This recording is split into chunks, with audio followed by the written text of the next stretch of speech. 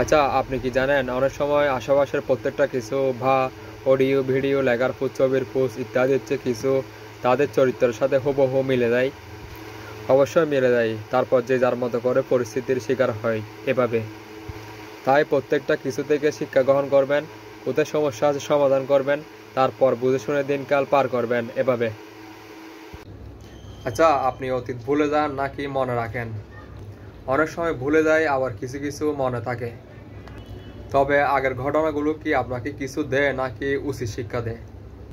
এগুলো আমার পরিস্থিতির উপর নির্ভর করে আমি কিভাবে বুঝতেছি। তবে বেশি দরকার প্রয়োজন না হলে বাদ করবেন, তারপর বুঝে শুনে দিনকাল পার করবেন। চেষ্টা করব সামনে নিজের মতো করে দিনকাল পার করা, না হলে পিছিয়ে সময় নষ্ট হবে।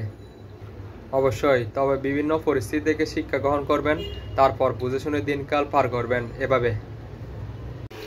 আচ্ছা, আপনি কি জানেন আপনার মাথার চিন্তা চেতনা আস্তে আস্তে ডাউন হয়ে যায় আবার বেড়ে যায়?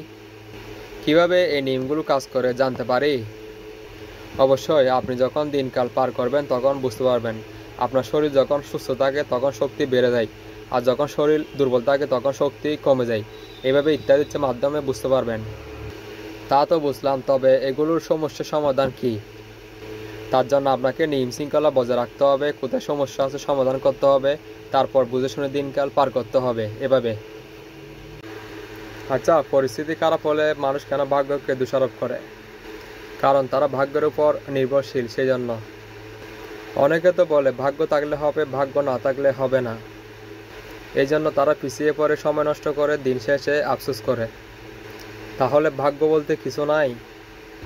ভাগ্য পরিবর্তন হয় পরিশ্রম এবং চেষ্টার মাধ্যমে। ভাগ্য থাকলে হবে, ভাগ্য না থাকলে হবে না, এগুলো ভ্রান্ত ধারণা। হ্যাঁ, এগুলো অনেকে বিশ্বাস করে পিছিয়ে পড়ে, এগিয়ে যেতে পারে না।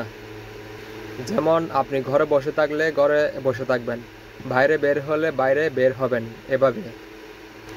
তাই নিয়ম শৃঙ্খলা বজায় রাখবেন, তারপর বুঝে শুনে দিনকাল পার করবেন এভাবে। আচ্ছা, আপনি কি যা চান তা পান নাকি পান না?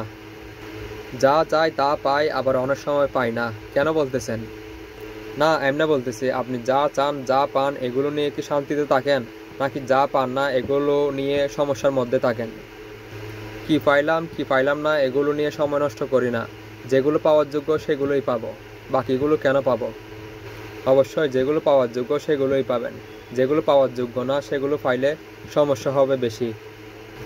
অবশ্যই, তখন পরে আফসোস করা ছাড়া আর উপায় থাকবে না। তবে কোনো কিছু পেতে হলে চেষ্টা করতে হবে, পরিশ্রম করতে হবে এবং নিজের মতো করে দিনকাল পার করতে হবে।